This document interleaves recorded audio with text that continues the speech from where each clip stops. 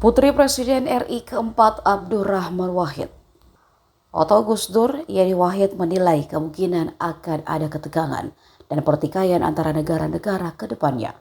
Dan ia merasa hanya Prabowo Subianto yang bisa menghadapi itu. Hal itu dia sampaikan saat berkunjung ke kediaman Menteri Pertahanan sekaligus bakal calon presiden dari Partai Gerindra di Kartanagara 4, Jakarta.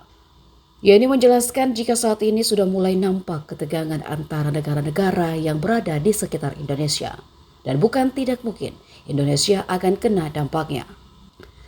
Sehingga menurut Yeni, Prabowo yang seorang purnawirawan Jenderal TNI bisa paham soal geopolitik yang terjadi. Kenapa kita butuh figur seperti Prabowo? Ya, karena saya percaya setiap zaman membutuhkan pemimpinnya. Nah, zaman mulai dari Bung Karno pada waktu itu transisi kemerdekaan, kita butuh pemimpin revolusioner. Lalu Pak Harto, kita butuh pemimpin yang membangun pasca kemerdekaan. Pak Habibie, beliau memberikan imajinasi tentang negara yang berbasis teknologi. Gus Dur memberikan fondasi tentang demokrasi dan kesetaraan untuk semua, keadilan sosial bagi seluruh warga Indonesia. Bu Mega kemudian mengedepankan populisme dalam kebijakan pemerintahan beliau. Nah, Pak SBY kembali memberikan stabilitas ekonomi, stabilitas politik, dan memberikan contoh bagaimana Jenderal TNI bisa ikut dalam kontestasi demokrasi. Kemudian Pak Jokowi ini memulai take off untuk industrialisasi. Nah, pemimpin ke depannya harus meneruskan program-program dari pemimpin-pemimpin sebelumnya. Salah satu tantangan yang dihadapi oleh bangsa kita ke depan dalam kerangka geopolitik, dinamika geopolitik yang sedang berkembang saat ini adalah bahwa ada ketegangan-ketegangan di wilayah kita. Letak Indonesia ya yang dekat dengan negara-negara yang punya potensi pertikaian tinggi.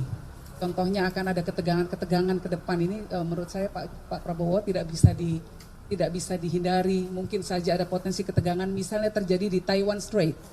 Ya. Kalau itu terjadi ketika ada negara yang melakukan move di sana secara navigasional, itu kemudian akan berdampak kepada pasokan rantai global. Nah, pasti dampaknya ke kita karena letak geografis kita di tengah-tengah negara yang tergabung dalam anggota Quad, India, Jepang, Australia, Amerika. Nah, pemimpin yang akan memimpin Indonesia ke depan harus mengerti dinamika geopolitik.